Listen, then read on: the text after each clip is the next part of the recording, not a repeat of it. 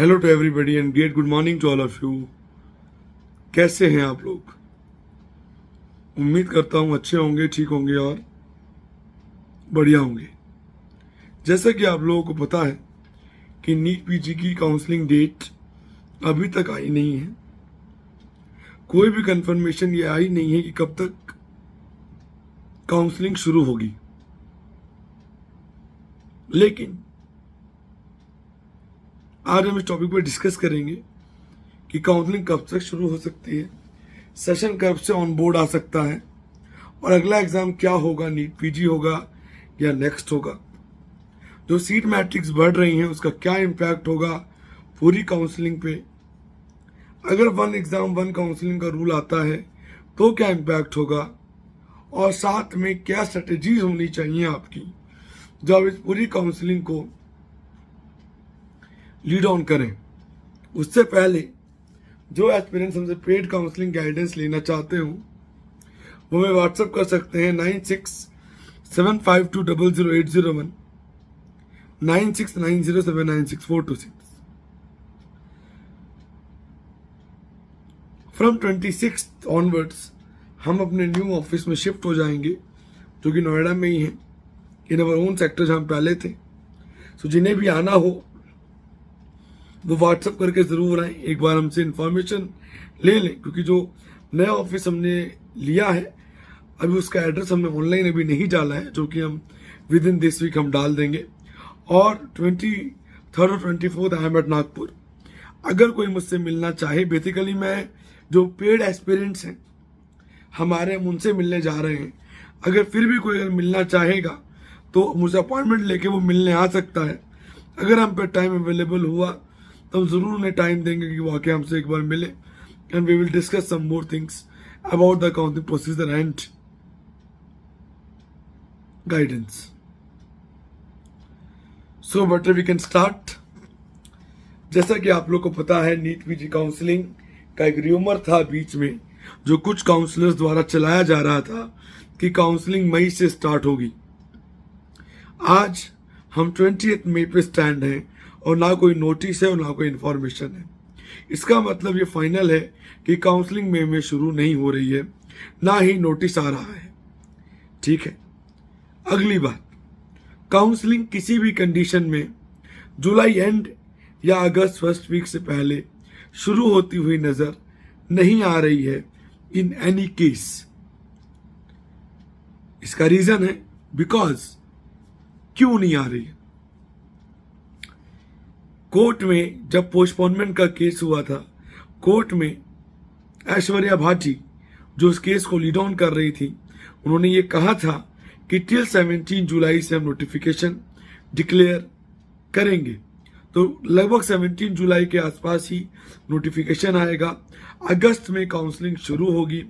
Session 15 सितंबर के आसपास शुरू हो सकता है, अक्टूबर फर्स्ट वीक में, और काउंसलिंग एंड होते होते नवंबर मिड या नवंबर लास्ट हो जाएगा। और मुझे जहां तक लगता है जैन या फैब में नीट पीजी का एग्जाम हो सकता है।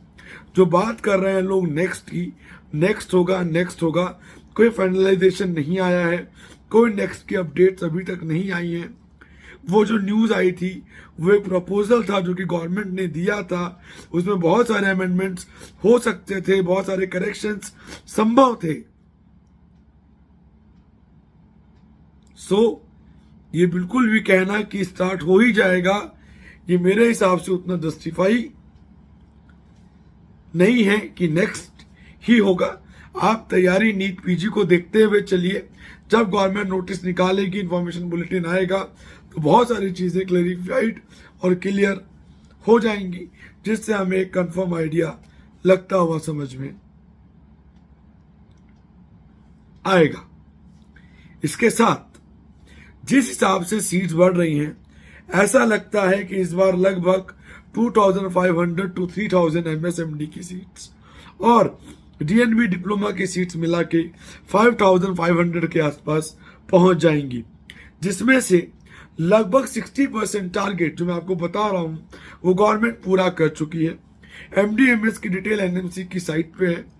डीएनबी डिप्लोमा के सिटीज की डिटेल्स नेट बोर्ड पे ऑलरेडी अवेलेबल है। तो ये कहीं ना कहीं फाइनल है कि सीट्स बढ़ रही हैं और इसका इम्पैक्ट कहीं ना कहीं जरूर पड़ेगा। मेरे पास एक कमेंट आया था कि अगर 7 सीटें बढ़ेंगी तो 700 रैंक का फर्क कैसे आ जाएगा।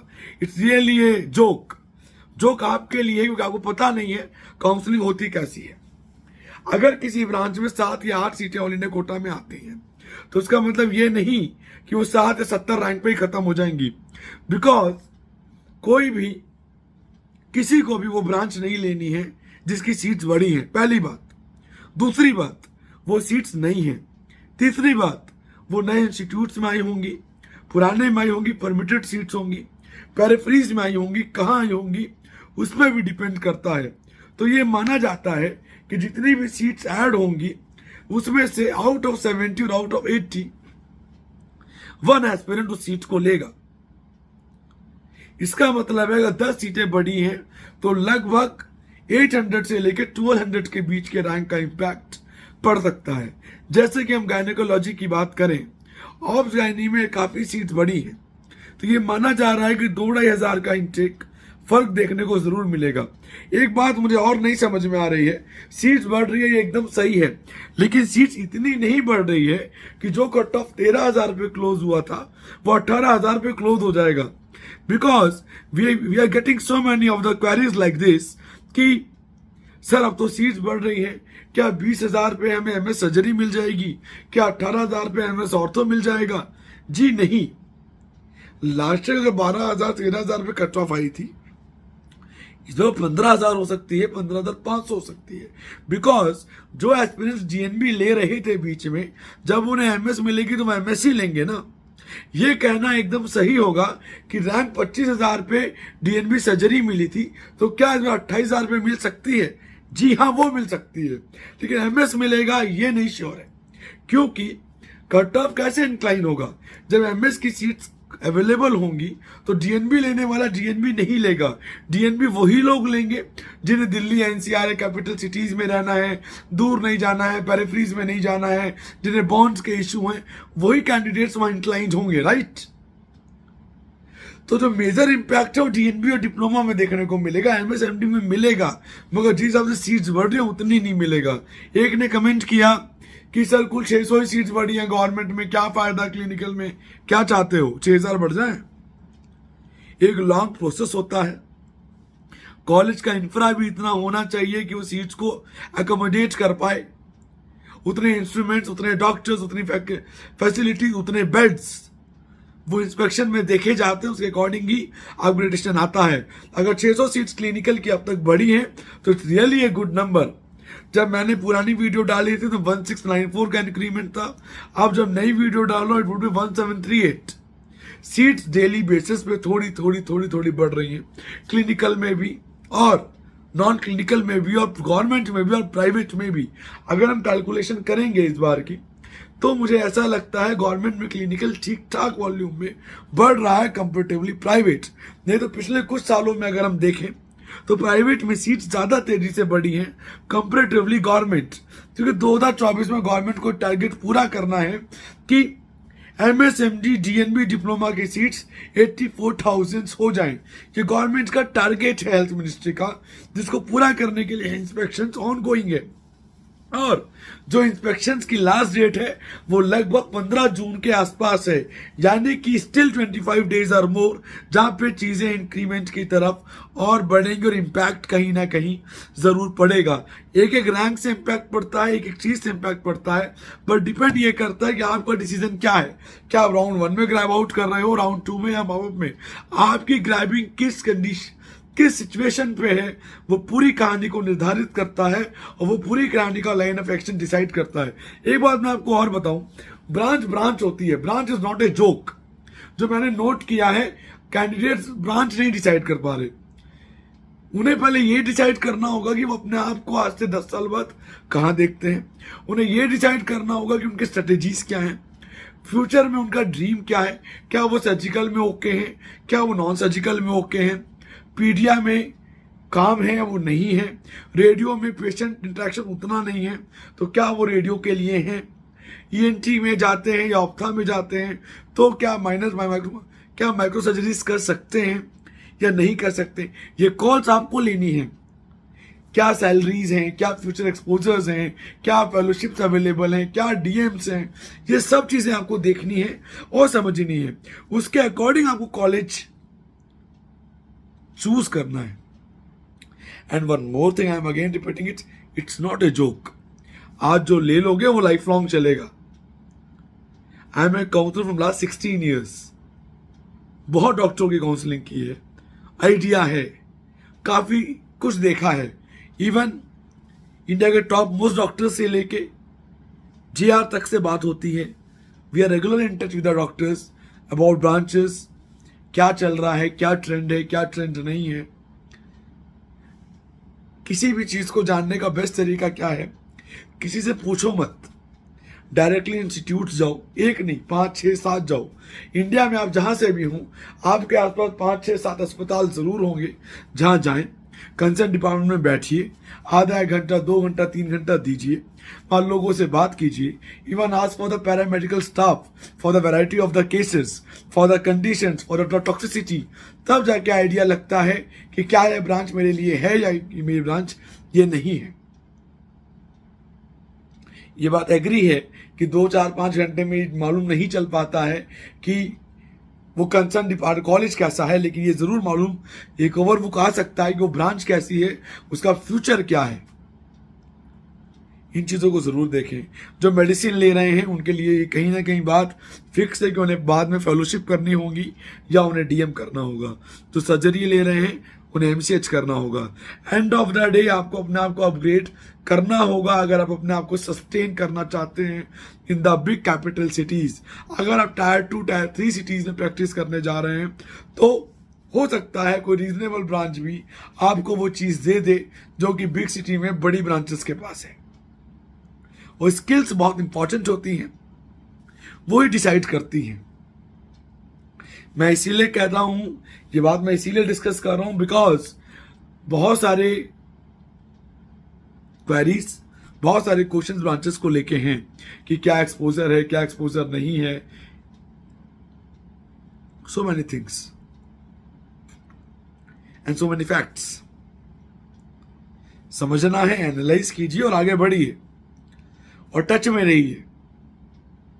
एक सवाल और है, जब तक सीट मैट्रिक्स फाइनल नहीं होगा इस देश में कोई आपको ये बता नहीं सकता कि आपको इन 10 कॉलेज में से ही कॉलेज मिलेंगे या 5 में से ही कॉलेज मिलेंगे। बिकॉज सीट्स अगर 2-2, 3-3 सीट भी बढ़ती हैं तो कंसर्न कॉलेज के लिए बहुत बड़ा वॉल्यूम है। आपको लग रहा है कुल 2 ही तो बढ़ी हैं, आप 2 ही के बढ़ने से कुछ नहीं होता। एक बात मैं आपको और बताऊं, जो लोग पुराने डेटास को रिलाई करके रिसर्चेस कर रहे हैं उन्हें शायद मेरी बात आज गलत लगे, शायद उन लोगों को गलत लगे जो डेटास प्रोवाइड करा रहे हैं। लेकिन जब राउंड 1 का रिजल्ट आएगा और राउंड 2 का रिजल्ट आएगा, हो सकता है आपको रियलाइज हो कि शायद थोड़ा और ब्रॉड अप करके चलते तो बेटर होता। Always ready for the worst to worst. Good to good मिल गया, बहुत अच्छी बात है। तैयारी हमेशा वर्स्ट टू वर्स्ट की होनी चाहिए, तो ही जाके सक्सेस रेशो और सक्सेस रेट बनता भी है और समझ में भी आता है। कोई क्वेरीज हो, कोई डाउट्स हैं, गिवन नंबर पे कॉल कर सकते हैं। One more thing and one least thing, NEET PG में एक चेंजेस की खबरें जो आ रही हैं, 1 नेशन 1 एग्जाम 1 काउंसलिंग, 1 नेशन है, 1 एग्जाम है और 1 काउंसलिंग हो सकती है, ऐसा कहा जा रहा है। फाइनल वर्डिक्ट आया नहीं है, फाइनल इंफॉर्मेशन अभी आई नहीं है। जैसे इंफॉर्मेशन बुलेटिन आएगा, बाकी डिटेल्स आएंगी तो ये आ सकता है। थोड़ा कॉम्प्लिकेटेड प्रोसेस है स्टेट्स के साथ कम्युनिकेट करना मेडिकल काउंसिल कमेटी का, लेकिन पॉसिबल है और किया जा सकता। अगर ऐसा करते हैं तो it's really a very good step to those aspirants who are really looking for their dream branches according to their rank. कोई रैंक खराब और अच्छा या बुरा नहीं होता, डिपेंड ये करता है कि आप अपने रैंक के अकॉर्डिंग कौन सी ब्रांच और कौन सा कॉलेज ले पाते हैं, क्या वो जस्टिफाइड है या नहीं है, वो बहुत मैटर करता है। जबरदस्ती कोई भी कॉलेज उठा लेना वो अलग बात है, खासकर रेडियो जैसी ब्रांच, ऑप्था जैसी ब्रांच, सर्जरी जैसी ब्रांच, ऑब्स गायनी जैसी ब्रांच, खासकर इन ब्रांचों में कुछ ज्यादा ध्यान देने वाली जरूरत है, क्योंकि इनमें modernisation, technology, faculties, variety of the cases matter करते हैं। और जो लॉजिक है ना कि डिग्री ले लो, ऐसा शिप करके सीख लेंगे, कुछ हद तक सही है, कुछ हद तक बहुत गलत है।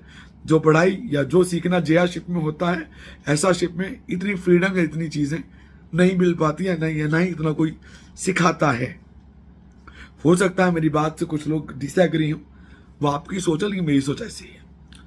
और कोई डाउट है, कंफ्यूजन तो गिवन नंबर व्हाट्सएप पे कॉल कर सकते हैं 9675200801 9690796426